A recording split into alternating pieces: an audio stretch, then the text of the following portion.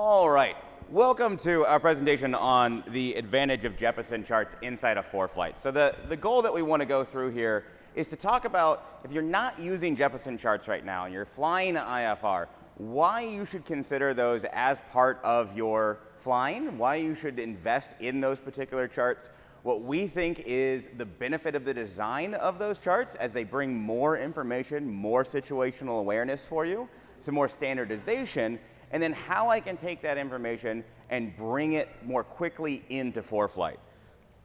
So my name is Thomas Darty. I head up our customer education team with Dan and Jeremy, for any of you that have seen the rest of our presentations.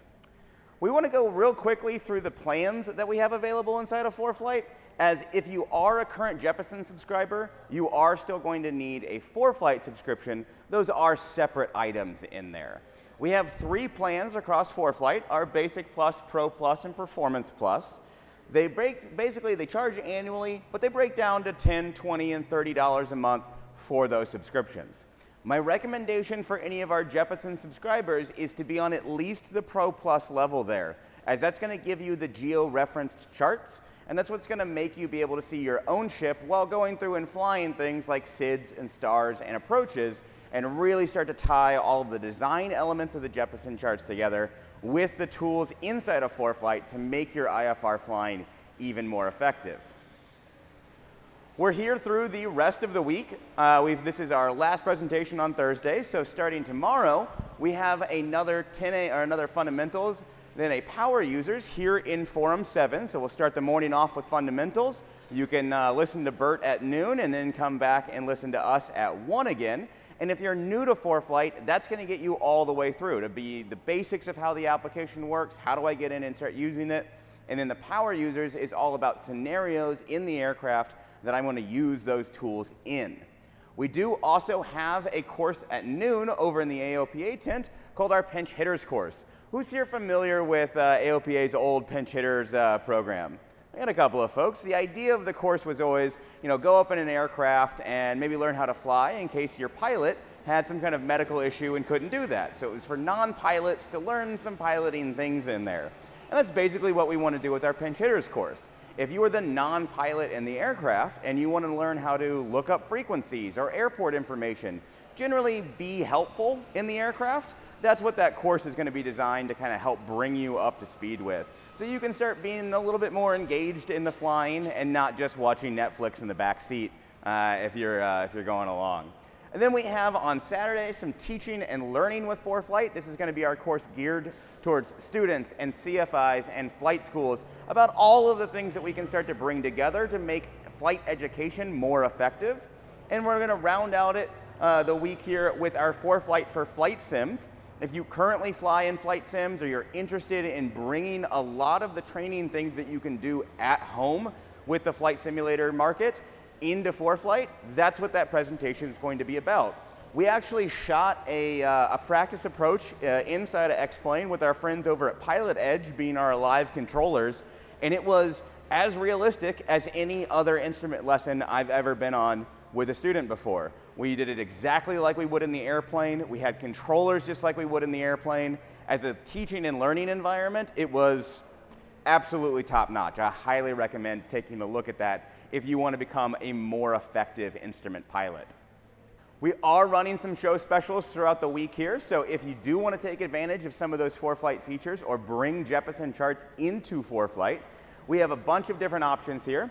We are offering 20% off our Pro and Performance plans if you are a new customer or you're upgrading to one of those plans. So if you want to go ahead and try any of that out, you can come by and upgrade with us.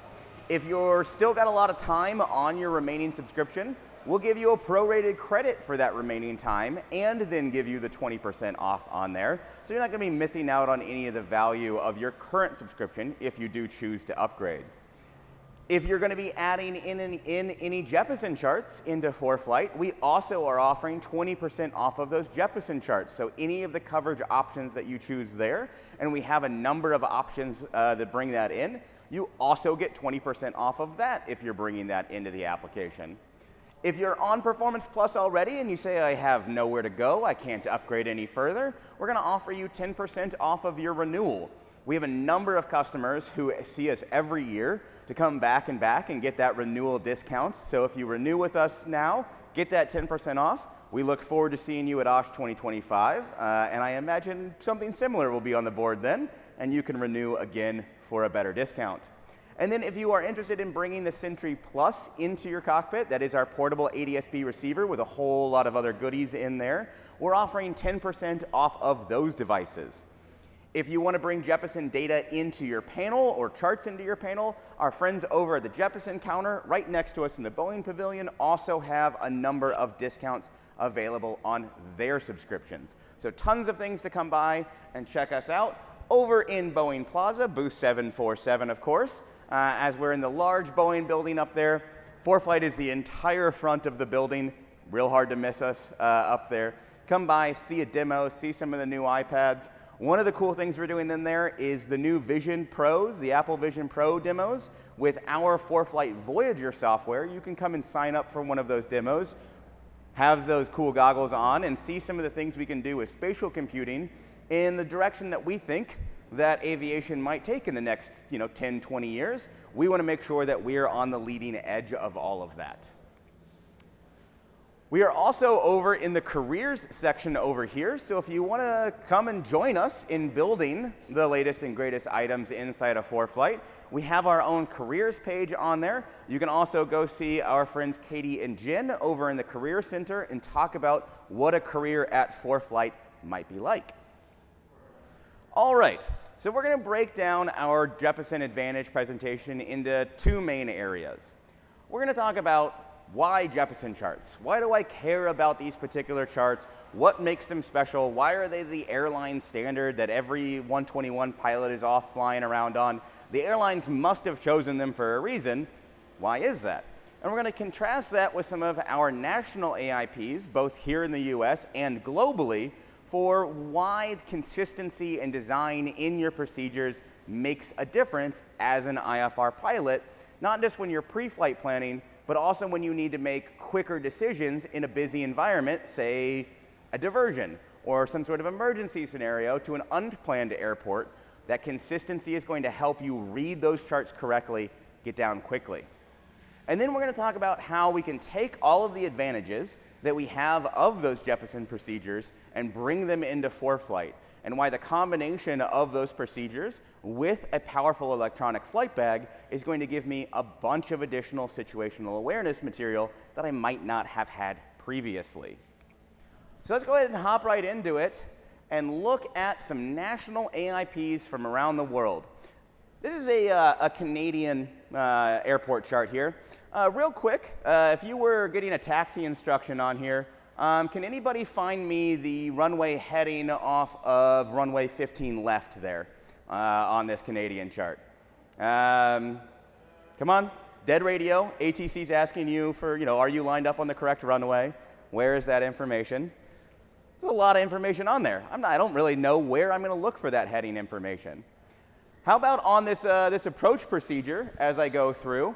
Can anybody tell me where all of my initial approach fixes are? I'll make that a little bit bigger for you, see if you can go through and find some of that. Which of those are intermediate? Which of those are my initial fixes as I go through?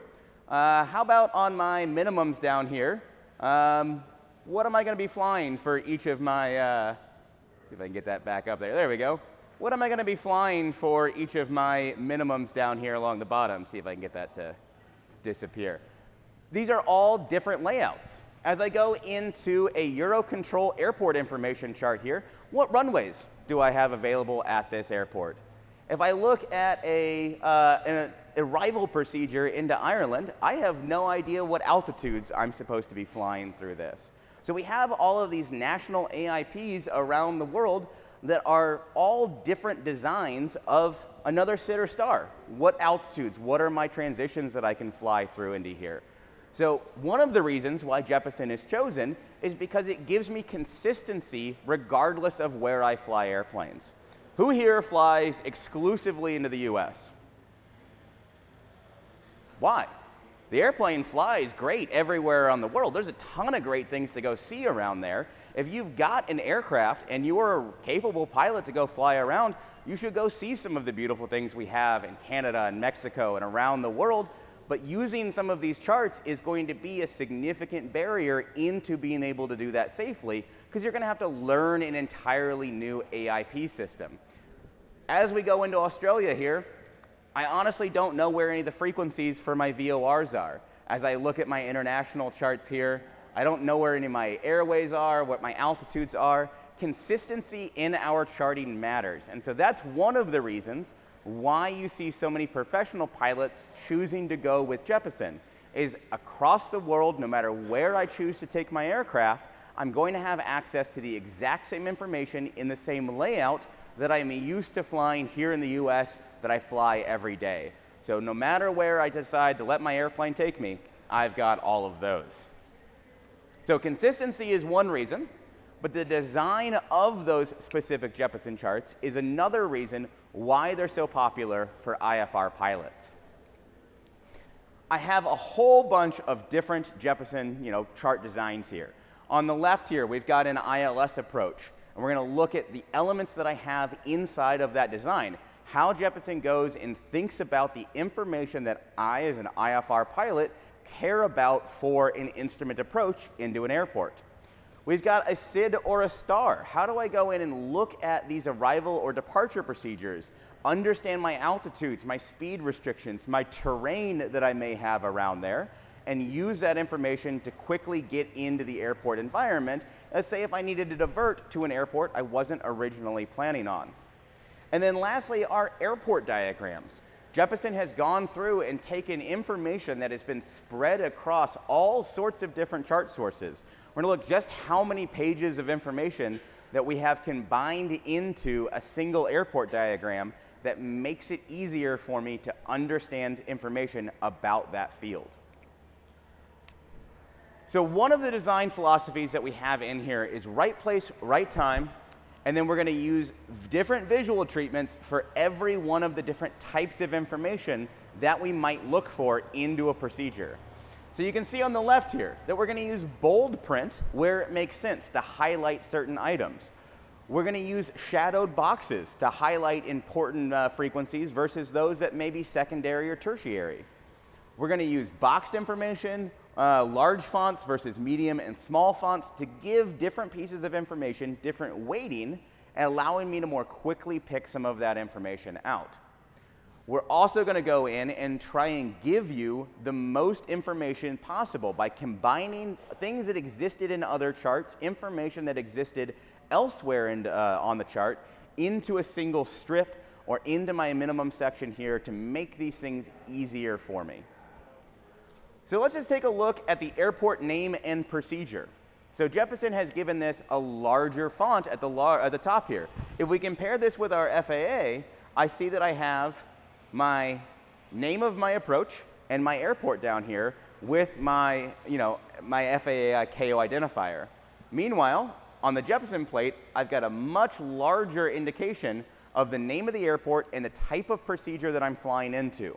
So right from the start of my briefing, I know that I've pulled up the right plate. I've not confused this with another airport that happens to have a runway 29 or an ILS in it. It's much more obvious this is actually the plate that I want to look at. I also want to point out that little 11-2 icon up there. So Jeppesen also goes through and numbers and identifies all of the plates based on the airport. This is going to be helpful. We'll look at a setting inside of ForeFlight that can allow me to see that identification number along with my plates. So the more I use these and I understand what a 10-9 is as I'm looking at procedures, I can more quickly and easily bring up the correct procedure. Then we get into our briefing strip. And this is something I did not know, or I guess just didn't recognize until rather recently. It is, in fact, briefing strip TM on the side right there. I had just always assumed that the top of the FAA plates was also called the briefing strip, and it always kind of called it that. It's a little bit like calling everything a Xerox. Jep went through and had that, specifically trademarked briefing strip along the top. Take a look at how that briefing strip is laid out for my procedure. because it's all the information that I need for my approach. So starting with my ATIS, so I can get my weather, then to my approach. Then I can get my tower frequency in, my ground, I have my primary nav aid, my final approach course, my final approach fix, my DA or DH for my altitudes there, my airport elevation, and then my missed approach. That's basically all of the information that I normally brief as I walk through a procedure, all laid out in sequence and in order along the top of my plate. So right there, I basically have had my approach briefing built ready for me. Now I just need to go through and brief the rest of the information. I've done my setup so that I know where all of this stuff is. Compare that to what I have down here for the FAA, where I have, some notes along the top here. I've got information about my nav aids, my approach course at the top. Then I've got runway length, touchdown zone elevation, and airport elevation, all the exact same font stacked on top of each other. Now we're lucky here, they're reasonably close together, but if those were three very different numbers, it would be easy to get those mixed up in my head as I was trying to go through for my brief. My missed approach is out of order with all of my frequencies as I have them in here. So while my frequencies are in a decent order, they're not primary in the order that I would go through and set them up into my navigator as I brief for this approach. My notes section is brought down into its own area and given a little bit more room so that I have some additional, it's clear where my notes are, where I need to be looking for effective portions of my approach. Then when we get into our plan view, when I was talking about that bolded, shadowed, boxed information in there, this is where we really start to see that shine on those Jeppesen procedures.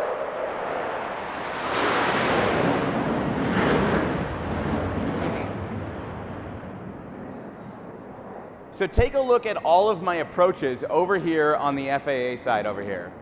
All of my font is effectively the exact same size for all of my nav aids, all of my radials, all of my waypoints in here.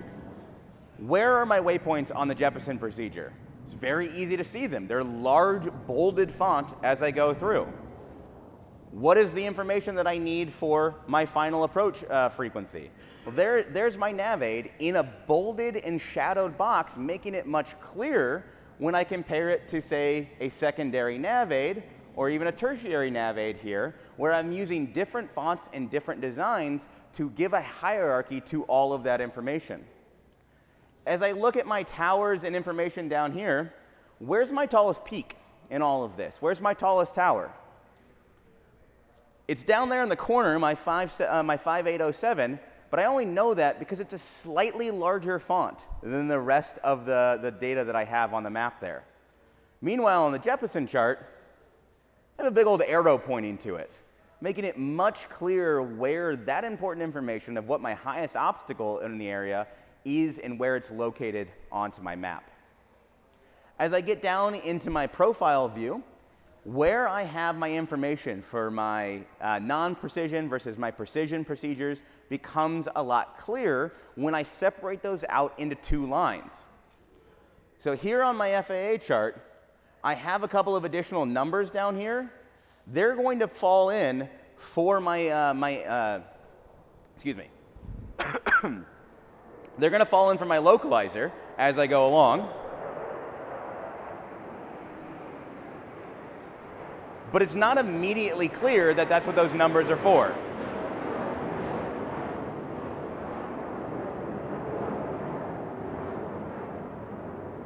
Meanwhile, if I look over at the profile on my jet plate, I see that my non-precision approach here, my localizer, is split out into its own line with its own altitudes on there, making it clearer that I'm not supposed to be at 1040 if I'm on the ILS, but that is the altitude that I need to maintain before Dyers if I'm on that localizer only.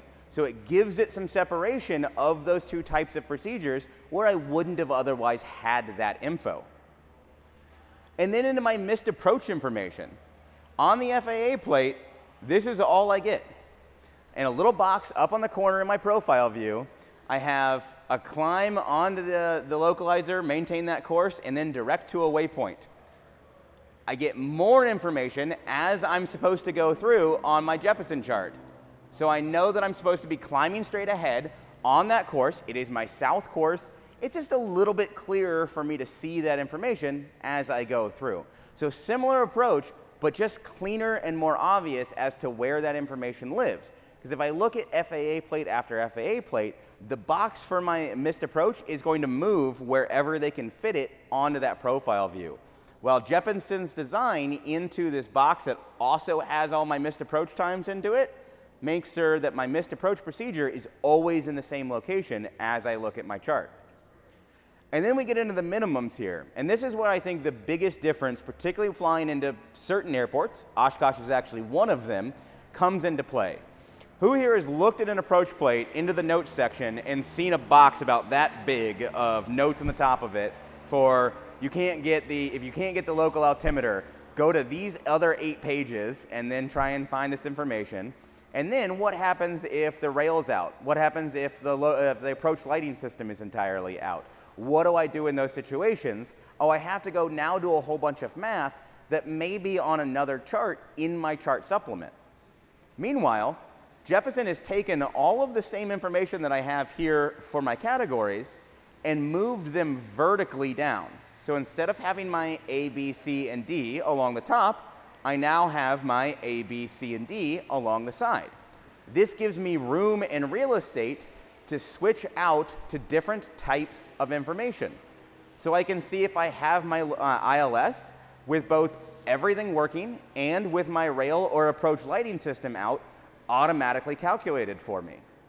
If I have to do a glide slope out, notice how I now have even more information brought into these vertical columns for my ability to identify dyers or not identify dyers. What are my altitudes? What do I need to be approaching for?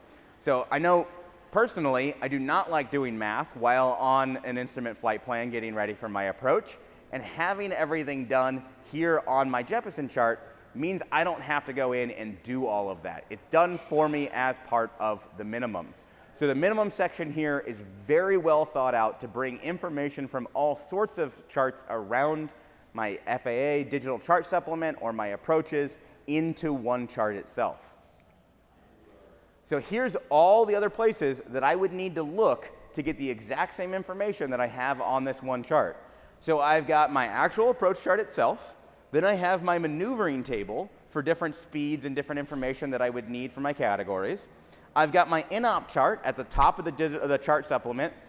Who here knows how to find that in ForeFlight right now? If I said I needed to bring up that in-op chart in ForeFlight, 1, 2, there's more than 2 of you in here.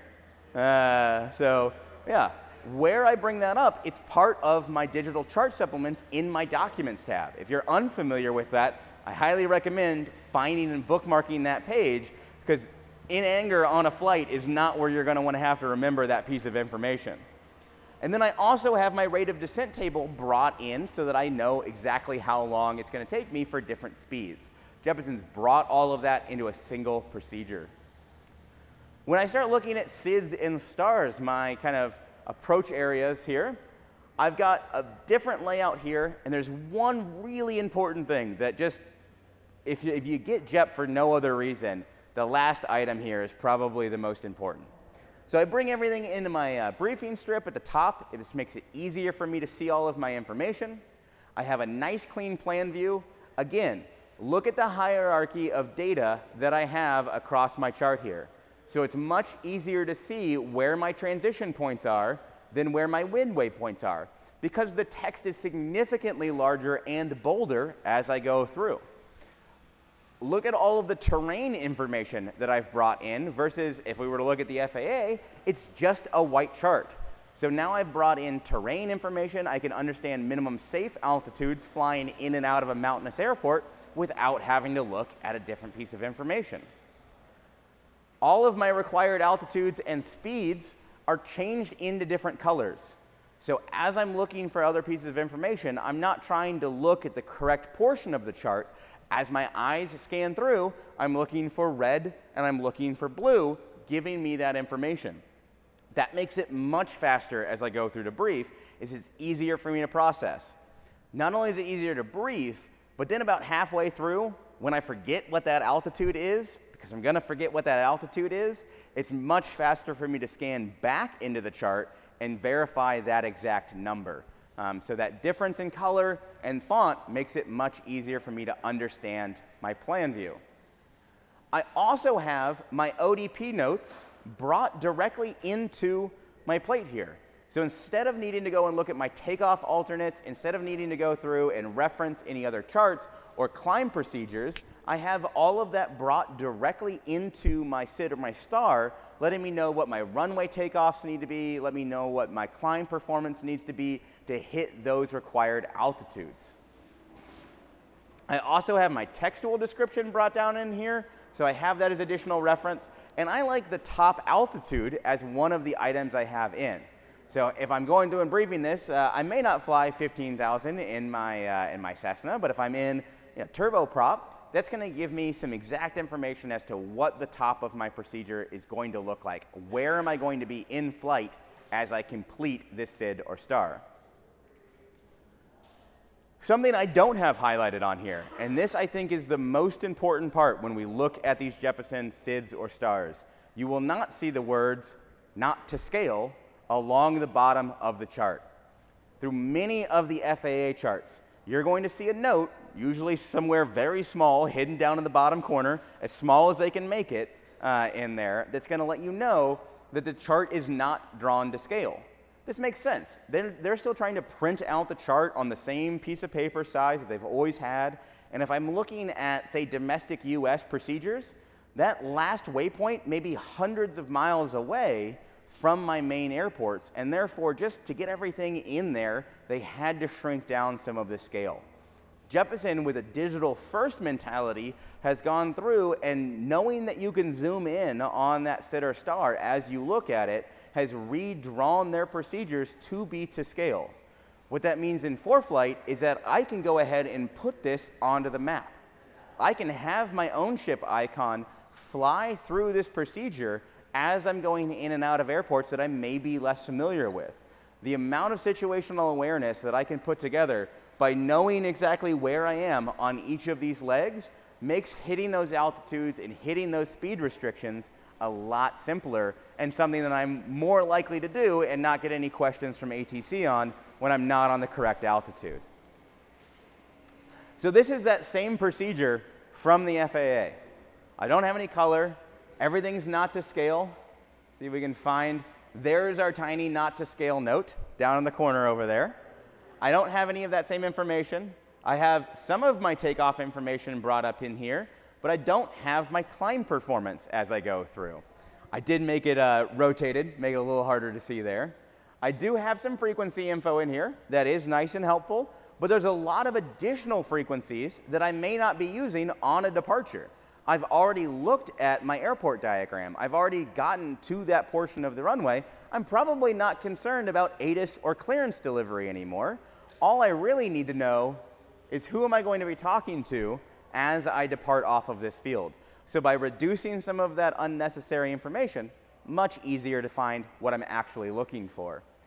And then I do have my top of altitude in here. It's brought up into the corner, but look at all my speed restrictions and information here. The best indicator that I have of where my altitudes are is if I have a no lower than or no higher than line, giving me an underline or an overline.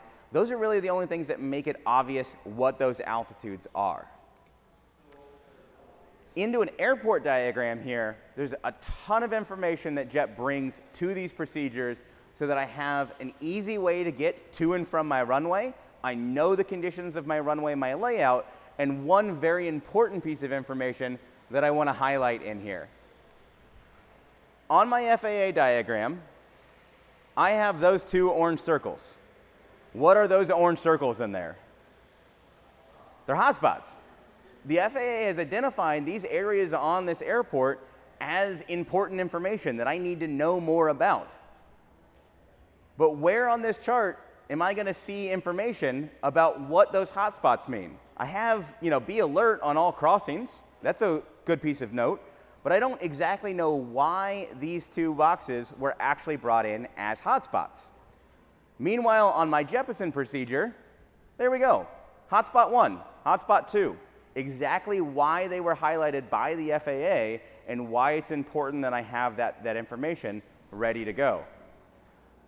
The answer to my earlier question, what is the heading on my runway as I go through and look at that Nav Canada plate?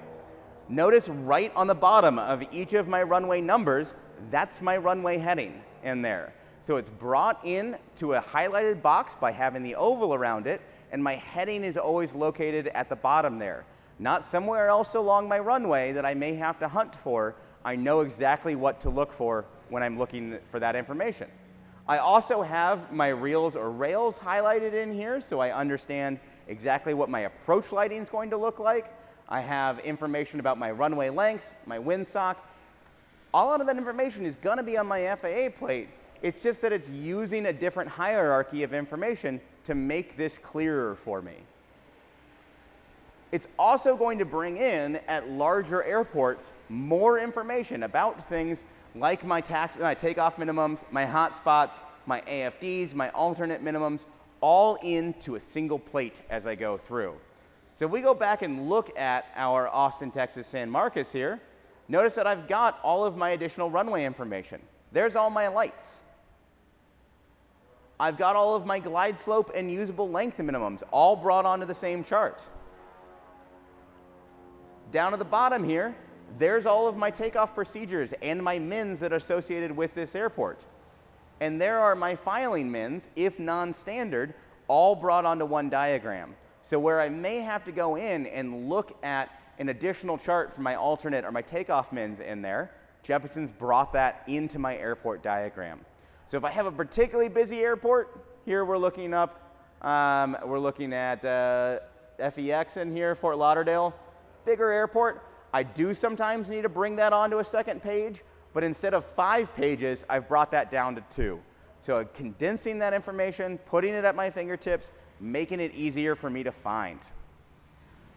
So jet plates are pretty cool. I like flying around on them. I grew up on the FAA plates. I kind of thought why would I move over to anything better? But now that I've flown with Jeppesen more and more, now that I've taught with it, it's much easier to go through and explain and find that information across those procedures. And if I do decide to take my airplane and let it take me places around the globe, I'm going to have the exact same information at every airport that I go to fly into. So it's very smooth if I want to do that kind of international flying. So how do I bring this information into ForeFlight? So I can purchase a subscription to Jeppesen based on the different regions that I fly into. So we do have those show specials in there. We do have a couple of options for how you buy it. Depends on if you want to have those the databases for your aircraft. The folks in the booth can walk you through the exact scenario that you need and what regions work best for you. But know that you're going to be looking at one kind of region across in here. So you may be on worldwide, or you may just be in the North America charts in here. Those may be good options, but you can pick those regions that are going to work best for you. Then when you bring it into ForeFlight, you're going to open up the More drawer down in the bottom right-hand corner, and then you're going to come up to the Jeppesen tab right there about halfway through.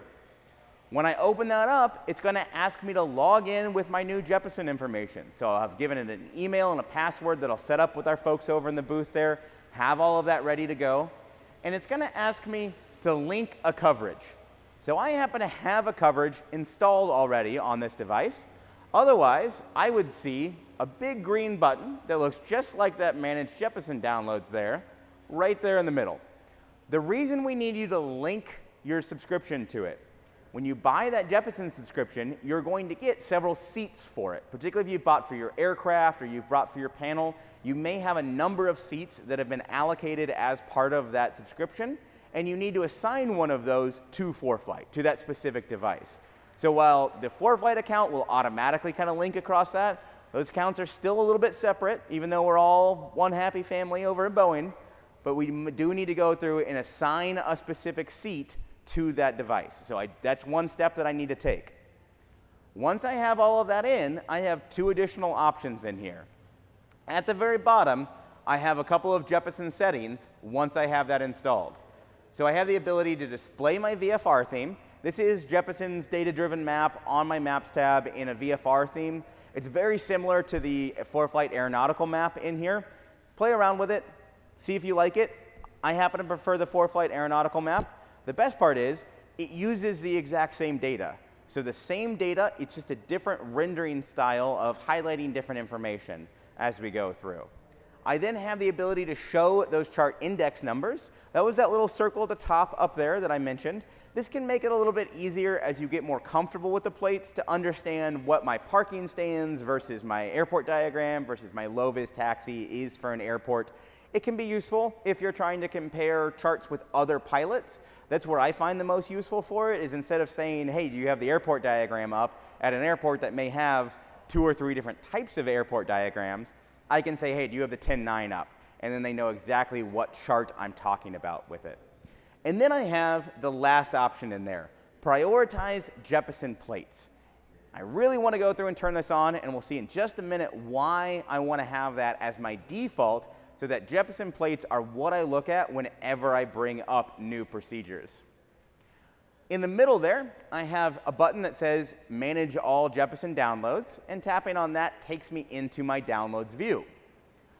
I will now have a new section in here called Jeppesen Charts, and I will only ever have 2 downloads in there, unless there's a future data cycle that I can download as well. I have my en route, and I have my terminal charts.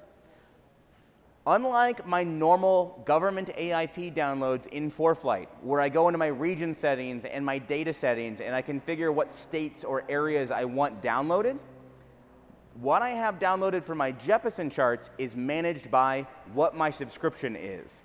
So if I have worldwide charts, then I have a download that gives me worldwide charts. If I have North America, then my download just gives me North America. So I've done my configuration basically at the cash register when I checked out. I don't need to go through and do any other managing of my account in here. Everything is brought into these 2 downloads, making it easier for me to kind of see what I might need, have that managed on my downloads. And then once I've got that linked, once I've got that information downloaded, I'm going to be able to start accessing this information in ForeFlight as a new chart provider. So here in my airports page, under my departures, I now have my Jeppesen section up there at the top, and I can see that I have all of my Jep charts. The reason it's at the top, sitting above my FAA plates, is because I flipped that switch that said prioritize Jeppesen. If I hadn't flipped that switch, the government chart would be at the top, and my Jeppesen charts would be at the bottom. So if you're currently using Jep, that's how you can flip those around to make it easier to access those charts. Notice that each one of them has a little green Jep saved next to it. That lets me know that that procedure has in fact been downloaded on my device for use offline in flight. And I can see that that one download that I needed to worry about for my terminal procedures has in fact included all of the terminal procedures for this airport. I can go through and take those and now geo-reference them onto the map.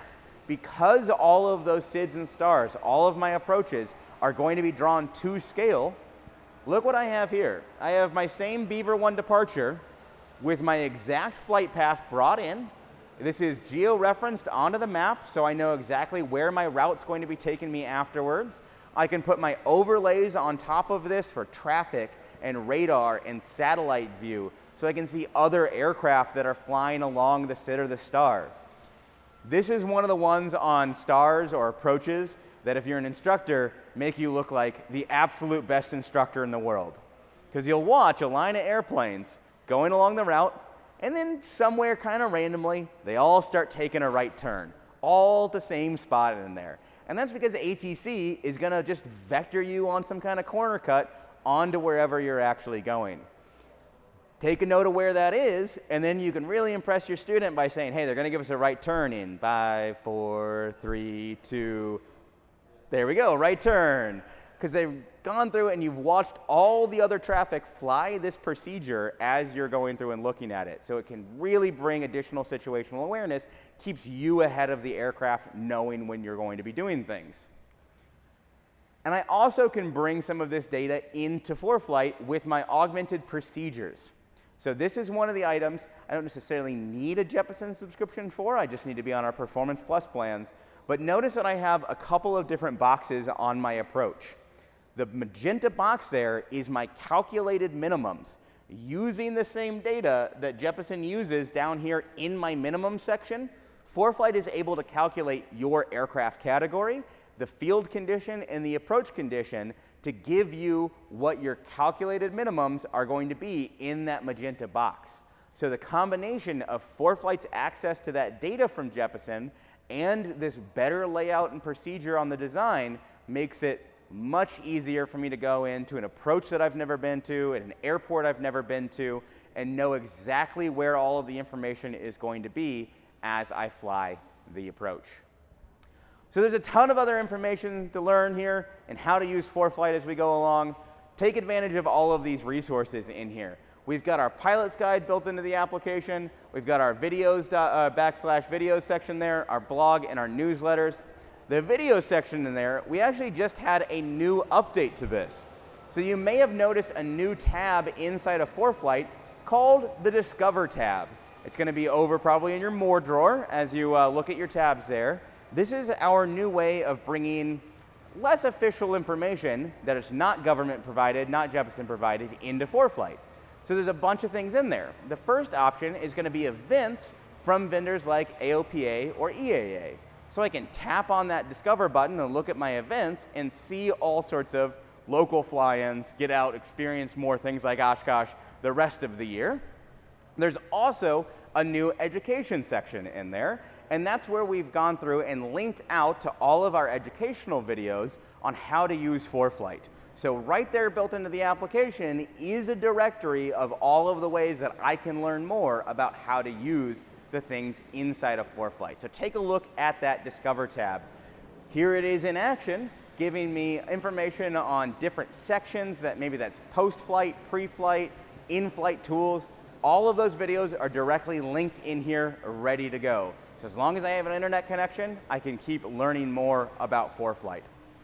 And then the absolute best resource that you have as a ForeFlight customer, and we don't say that lightly. If you get nothing else out of this presentation, that's the most important piece of information you will have gotten. Team@foreflight.com. That is our pilot support team. That is who you reach out to whenever you have any kind of question about ForeFlight, about your account, anything like that. Everyone on that team is a pilot.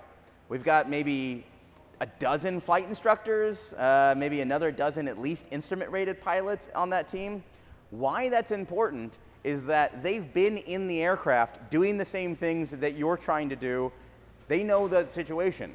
So you don't have to go in and try and explain to somebody who's not a pilot, hey, while I'm flying down the approach, I had this sort of issue and I wasn't able to find the information that I needed. You can just write into them and say, hey, what's a better way for me to find my PDC airports list? Or how do I find my clearance delivery information faster? They know what that is. They know how to get you that information as quickly as possible through that email link. With that, I want to thank everybody for coming to our Jeppesen talk here. And we got a couple of minutes left for some questions. We'll take a look.